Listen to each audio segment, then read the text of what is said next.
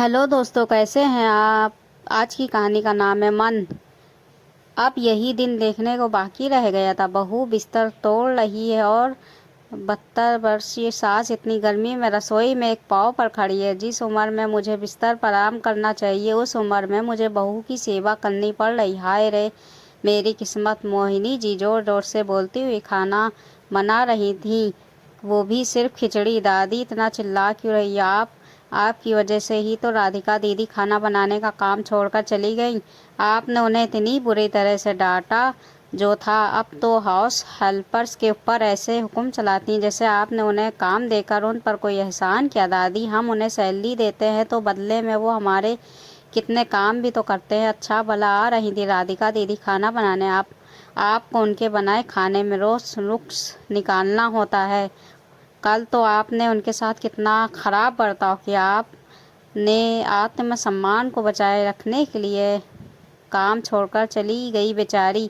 अब आप ही संभालो रसोई में, मैं तो बाहर से खा लूँगा। पापा के खाने का भी इंतज़ाम करना होगा आपको। आपको पता है पापा को बाहर का खाना पसंद नहीं। मोहिनी जी के 21 वर्ष पोते वंश ने कहा, तेरी माँ का तो ये रोज़ का हो गया। कभी कमर दर्द लो, कभी पीठ दर्द लो, कभी 3 दिन लगातार सिर दर्द बोलकर बिस्तर पकड़ लेती। मुझे से ज़्यादा बीमार तो तेरी माँ इस उम्र में ही हो गई। अब तो उसे पूरे महीने में 2 महीने की फुर्सत हो गई।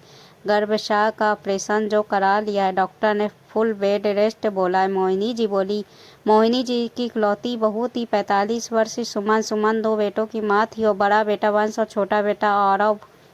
मोहिनी जी की विवाहिता बेटी मीना थी जो अपने ससुराल में व्यस्त थी। खिचड़ी खाकर मोहिनी जी 2 घड़ी आराम कर पा रही थी कि बर्तन मांजने वाली का फ़ोन आया कि मौसम ख़राब होने के कारण शाम को काम पर नहीं आएगी। मोहिनी जी को बिस्तर पर लेटे ही लेटे फला किचन सिंक में पड़े बर्तनों का ढेर नज़र आने लगा। वो फुर्ती से उठी और बर्तन मांजने लगी। तभी पड़ोसन भारती आती है।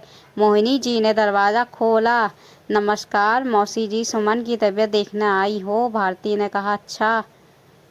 सुमन अपने कमरे में आराम करी। जिस उम्र में बहू से सेवा करवानी चाहिए, उस उम्र में मुझे ही बहू की सेवा करनी पड़ रही है, उसकी गृहस्थी संभालनी पड़ रही है। देखो झूठे बर्तनों का पहाड़ रसोई पर, उसे भी साफ करना। मोहिनी जी ने अपनी दुख भरी दास्तान सुनाई, फिर रुक कर बोली, भारती तो किस्मत की धनी है, कितनी फुर्तीली बहू पाई तुमने। शादी के 10-12 साल तो हो ही गए होंगे। उसे 2 बच्चों की माँ बन गई है, पर जरा भी नहीं लगती। घर के साथ साथ अपने आप को भी सेहतमंद रखा है। तुम्हारी बहू ने मेरी बहू की तरह बार बार बीमार पड़ते नहीं देखा मैंने उसे। मोहिनी जी ने कहा। हाँ, कह तो आप सही रही है, पर यह सब आपके ही कर्मों का फल है। भारती बोली। ऐसा मैंने क्या कर दिया जो मुझे ही बहू की चाकरी करनी पड़ रही है? मोहिनी जी ने आश्चर्य से पूछा। अरे मौसी जी, आपको पहले ही सोचना चाहिए था कि अगर बहू बीमार पड़ गई तो बुढ़ापा कौन संभालेगा।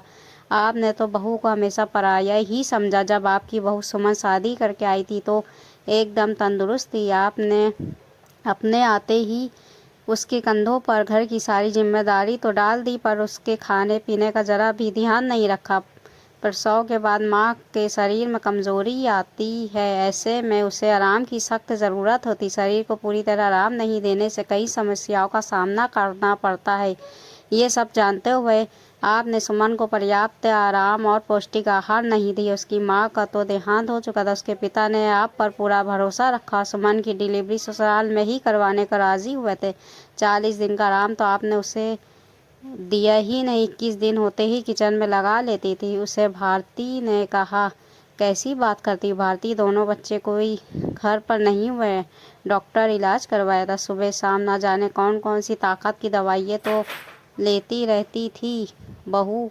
मोहिनी जी ने अपनी सफाई रखी। हाँ, मुझे अच्छे से याद है, शादी के 3 साल बाद तक कि जब सुमन ने खुशखबरी नहीं सुनाई, तब आप इलाज करवाने पीछे लग गई थी। उसके दिन में ना जाने कितनी दवाइयाँ खाती बेचारी, पर आपने ना उसके मानसिक स्वास्थ्य का ध्यान रखा ना शारीरिक। अच्छे भले घर की लड़की कुपोषण और एनीमिया का शिकार हो गई। भारती ने मोहिनी जी को सच्चाई का आईना दिखाया। मोहिनी जी को अपनी बहू के साथ किया एक एक गलत व्यवहार याद आने लगा। अरे बहू, थोड़ा पनीर और देना। ये ले बेटा, थोड़ा हलवा और ले ले। मोहिनी जी अपने बेटे और बेटी को बहुत मौनुहार करते हुए खिलाती, ये जानते हुए कि बहू के लिए पर्याप्त खाना बचा है ही नहीं है। फिर बोलती, बहू सब्जी में तो पनीर बचा ही नहीं है, ऐसा करो आलू डाल कर खा लो। कभी कहती, कल के चावल पड़े फ्रीज में, उसे गर्म करके तुम खा लो। कभी बची हुई आधी कटोरी दाल में 1 कटोरी पानी मिलाकर दे देती। कभी कहती, गाय को या काम वाली को रात की रोटी देने से अच्छा तुम ही खा ले रहा। अरे इस उम्र में तो मैं बासी खाना नहीं खा पा सकती, तुम्हारी उम्र की होती तो बात कुछ और होती। अच्छा सुनो, थोड़ा दही है तो मट्ठा बना देना। बहू सुमन ने सबके लिए पर्याप्त मट्ठा बना दिया। जानबूझकर मोहिनी जी बहू के हिस्से का भी मट्ठा पी जाती। अरे तुम्हारे ससुर जी फल लाए हैं, अब इस उम्र में इस तरह की बीमारियों ने शरीर को घेर लिया, इसलिए मेरा फल फ्रूट खाना ज़रूरी हो जाता। लेकिन जब हम तुम्हारी उम्र के थे तो दूध दही फल फ्रूट को हाथ तक नहीं लगाते। ससुराल में सबके खाने के बाद भी जो बस जाता था उसी से संतुष्ट हो जाते थे। मोहिनी जी अक्सर बहू सुमन से यही कहती, यदि सास ऐसा बोले तो कहाँ से किसी बहू का खाने का मन करे। सास के व्यवहार से शरीर के साथ साथ सुमन का भी मन भी खराब हो जा चुका था। पति अनिल से कुछ कहो तो वो कहते, मैं सास बहू के बीच में पड़ना नहीं चाहता।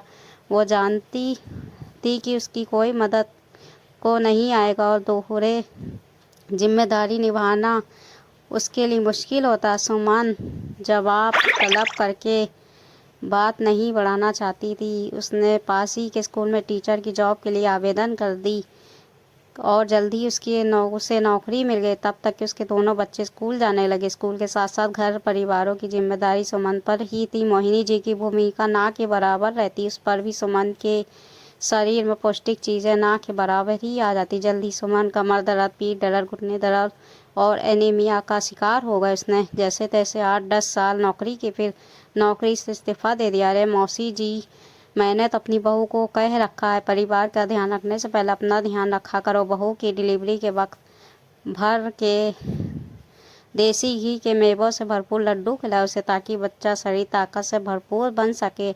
अब जैसे ही बच्चे स्कूल जाते हैं तो मैं भी बहू को योगा क्लास भेज देती ताकि वो स्वस्थ रह सके, कमर दर्द पीठ दर्द से पीड़ित ना हो, और वापस उसके आने तक बाकी का काम मैं संभाल लेती हूँ। शाम को मैं किचन निकल लेती हूँ अपनी इवनिंग वॉक पर। तब तक वो रात के खाने की तैयारी करती है। और बहू का तन मन से स्वस्थ रहना बहुत ज़रूरी है, तभी तो वो हमारे बुढ़ापे में सेवा कर पाएगी, वो भी खुशी खुशी। भारती ने कहा, हाँ तुम सही कह रहे हो, चाहे बहू की इस हालत की जिम्मेदार मैं ही हूँ। अगर मैंने उसकी शुरुआती समय में ध्यान रखा होता आज मेरी बहू तुम्हारी बहू की तरह स्वस्थ होती। मोहिनी जी बोली, मासी जी अभी भी कुछ नहीं बिगड़ा, सुमन को पर्याप्त आराम और अच्छा पौष्टिक आहार मिलेगा तो वो भी जल्दी ठीक हो जाएगी। ऐसे समय में उसे आपके साथ की ज़रूरत है। अच्छा खाना बनाने वाली रख लीजिए। अपने निर्देश पर सुमन के लिए उसकी पसंद का ताज़ा पौष्टिक खाना बनवाई देखना, फिर तन के साथ साथ उसका मन भी अच्छा हो जाएगा। भारती ने सुझाव दिया। मोहिनी जी ने भारती की सलाह पर अमल करना शुरू कर दिया। सास की बदलती छवि देखकर सुमन के स्वास्थ्य में सकारात्मक परिवर्तन आने लगे। दोस्तों, बहू बीमार है तो उसे जताएं कि आपको उसकी फिक्र है।